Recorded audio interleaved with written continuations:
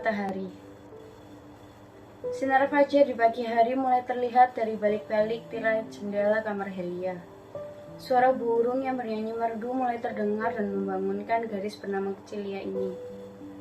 Helia duduk dan menghadap ke jendela sambil melipat tangan, berdoa untuk hari yang akan ia jalani dan mengucapkan syukurnya atas nafas kehidupan yang ia terima.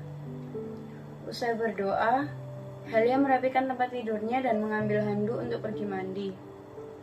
Setelah mandi, Helia memandangi seragam sekolah putih abu-abu yang tergantung di samping lemari untuk kesekian kalinya sejak 3 bulan yang lalu dia pindah ke Surabaya. Ingin rasanya Helia berbicara kepada neneknya bahwa ia ingin pulang ke kampung halaman dan menyelesaikan sekolah di sana saja, melepaskan angan-angan dan hidup ala kadarnya di kota asal. Namun, Helia teringat akan pengorbanan neneknya agar Helia bisa sekolah di kota besar untuk menjadi dokter. Sejak orang tua Helia meninggal, nenek memutar otak untuk memperjuangkan masa depan cucu sematawayangnya ini. Nenek menjual kebun peninggalan suaminya demi mengusahakan Helia bisa bersekolah di Surabaya untuk menggapai cita-citanya. Nenek percaya bahwa setiap perjuangan akan memiliki hasil yang memuaskan. Tanpa disadari, Helia meneteskan air mata di pipinya. Hatinya galau dan pikirannya kacau. Sejenak, suasana kamar pagi itu jadi suram dan hening, hingga nenek memanggilnya untuk sarapan. "Lia, ayo turun dan sarapan, nanti keburu telat ke sekolahnya," teriak nenek. Helia terkejut dan mengusap pipinya yang basah itu sambil bergegas mengenakan seragamnya. Helia menyusuri anak-anak tangga dan duduk di meja makan dengan menundukkan kepalanya, bermaksud untuk menyembunyikan matanya yang masih berkaca-kaca itu. Helia dan nenek duduk menyantap sarapan ditemani keheningan. Bermaksud mencairkan suasana, nenek memulai percakapan. "Lia, nenek kemarin habis beli bibit baru loh. Lain waktu, nenek ajari ya bagaimana cara berkebun." Buat nenek, berkebun itu menenangkan pikiran. Apalagi setelah menerima banyak sekali jahitan dari tetangga-tetangga. Lumayan juga hasil panennya, bisa dijual buat tambahan. Itu di halaman depan sudah ada banyak bunga dan sayur-sayuran. Lia lebih suka... Nenek terdiam, karena Helia hanya memandang piring nasinya dengan kosong. Kemurungan dan kesedihan terlukis jelas di wajah cucunya itu. "Lia berangkat dulu ya, Nek. Lia sudah terlambat. Terima kasih, Nek, untuk sarapannya," kata Helia sambil bangkit dari kursi dan pergi meninggalkan rumah. Nenek masih tertegun sambil melihat nasi yang masih utuh di piring cucunya. Bagi Helia, gerbang sekolah tidak jauh berbeda dengan gerbang neraka. Ingin rasanya ia bolos sekolah untuk 1 hari saja daripada tersiksa mendengar kata-kata jahat. Pasalnya, rambut ikal yang menjadi kebanggaan kampung halamannya menjadi bahan ejekan teman-teman berambut lurusnya. Kulit hitam manis miliknya menjadi hal yang paling Helia benci di hidupnya. "Hai Helia, hari ini kau terlihat seperti biasanya ya," kata seorang anak berkulit putih dengan rambut lurus sebahu. "Iya, tidak secerah kita semua," tambah anak berambut pendek di sebelahnya. Helia menuju bangkunya dan tidak melihat ke arah anak yang mengejeknya. Helia hanya diam, karena ia merasa bahwa apa yang dikatakan temannya itu benar adanya. Hanya dia yang berkulit gelap dan rambut yang ikal. Hanya dia yang berbeda dengan teman-temannya. Ejekan demi ejekan terus terlontar dari teman-teman satu kelasnya. Helia bangkit dari tempat duduknya dan keluar dari kelas untuk menunggu bel berdentang. Lebih nyaman sendiri mendengarkan suara angin dan kicauan burung. Helia melihat ada bekal makanan dengan secari kertas di atasnya. Helia tulis surat itu. Helia terheran. Siapa yang memberikan ia makanan? Temannya? Sangat tidak mungkin. Tapi bekal makanan yang hangat itu menembus hatinya dan memberikan dia semangat. Bel yang Helia tunggu pun berdentang dan ia bergegas memasuki kelasnya. Sepulang dari sekolah, Helia melihat neneknya di halaman depan sedang merawat tanamannya. "Selamat sore, Nek," sapa Helia sambil memegang gagang pintu. "Lia, jangan masuk dulu. Sini, Nenek mau cerita tentang bunga ini. Sini, duduk di samping Nenek sebentar. Ajak Nenek. Nek, maafkan Lia. Hari ini Lia sungguh lelah dan ingin istirahat," kata Helia menunjukkan perasaannya lewat wajahnya. "5 menit saja. Nenek janji gak akan lama, Nak," kata Nenek. Helia pasrah dan melepaskan gantung pintu dari genggamannya. Duduk di samping nenek. Nenek menarik sebuah pot yang sudah ditanam dengan bunga yang memiliki batang yang besar dan kokoh. Bunga ini adalah bunga matahari. Bunga yang paling tinggi di antara bunga lain. Memiliki ukuran yang sangat besar. Warnanya kuning, mencolok, dan sangat cantik, jelas nenek. Setelah 3 bulan menanam bunga ini, akan muncul beberapa kuntum seperti ini, sambil menunjukkan 4 kuntum yang ada di batang bunga matahari itu. Dari 4 kuntum ini, hanya ada 1 kuntum yang akan bersemi menjadi bunga. Nah, kita sebagai pemiliknya harus memotong kuntum-kuntum lainnya yang tidak akan berbunga. Lanjut, nenek. Helia terlihat bosan dengan cerita dan penjelasan ilmu menanam bunga matahari dari neneknya. Helia terlihat sangat lelah dan sudah ingin masuk berganti pakaian dan istirahat. "Nenek melihatmu seperti bunga ini. Nenek ada di sana saat kamu baru saja lahir, yang mana seperti bibit bunga ini. Kau mulai tumbuh besar seperti batang yang kuat ini bertumbuh. Saat ini ada banyak kuntum yang muncul di hidupmu dan sudah waktunya untuk Lia memilih kuntum yang akan mekar. Kau harus belajar untuk membuang kuntum mana yang menghambat pertumbuhanmu, seperti khawatirmu, rasa tidak percaya diri, dan teman-teman yang mengejekmu," kata nenek.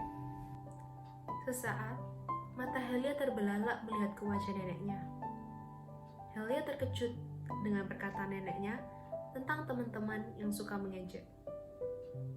Helia terus saja memandang wajah neneknya dan teringat akan bekal tadi pagi yang ia temukan. Bekal tadi pagi, apakah dari nenek? Apakah nenek tahu apa yang terjadi? Tanya Helia sambil menahan tangis.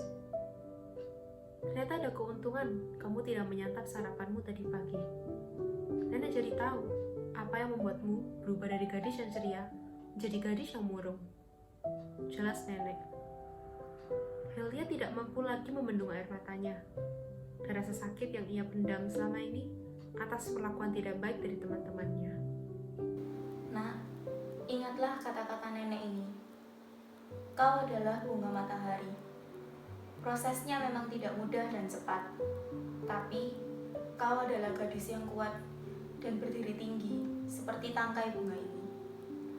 Kau akan mampu memilih kuntum atau keputusan yang tepat dalam jalannya hidupmu. Kau akan bersinar seperti matahari dengan warna kuning terangmu yang melambangkan kau akan menjadi orang yang berani menyuarakan pendapat dan maksud hatimu. Kau akan tumbuh tinggi di antara bunga-bunga lain yang berusaha mengalahkanmu.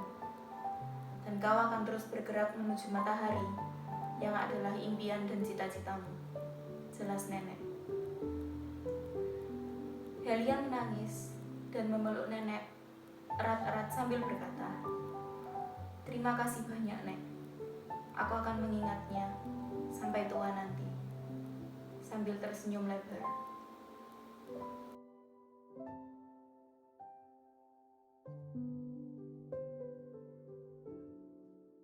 Karakter yang sesuai dengan aku, kayaknya emaknya.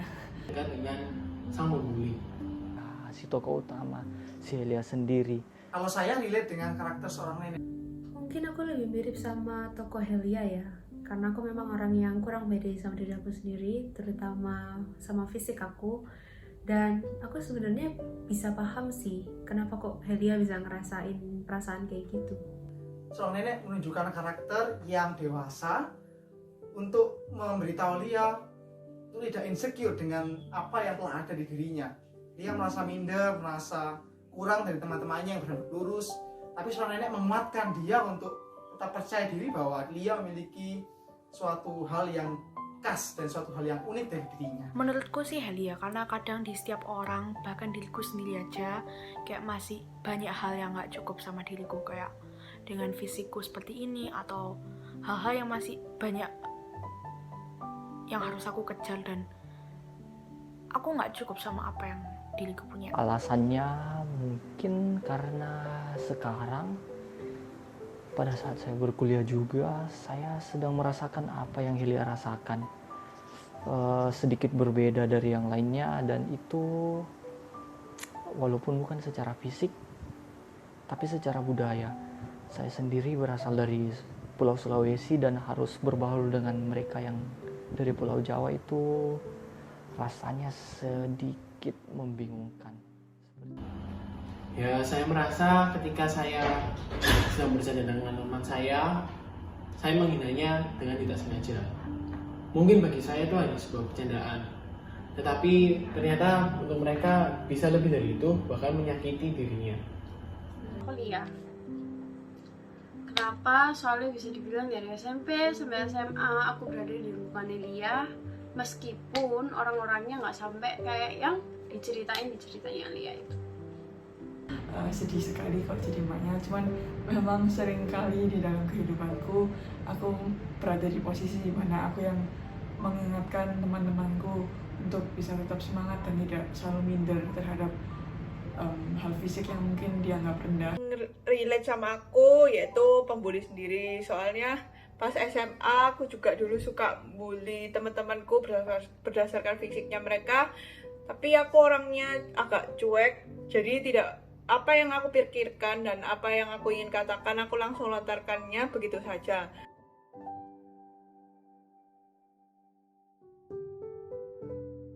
Tentunya sih pernah, dan aku tuh masih banyak banget takdir yang ingin aku ubah dalam diriku. Karena dalam segi pertemanan pun aku bisa dibilang berbeda dengan mereka. Jadi ingin banget rasanya jadi orang lain. Pengalaman, aku juga pernah dibully, aku dibilang kayak buto ijo, namun balik lagi aku gak seberapa peduli, jadi aku cuek-cuek aja kalau misalnya dihina seperti itu. Aku sendiri sih pasti pernah ya untuk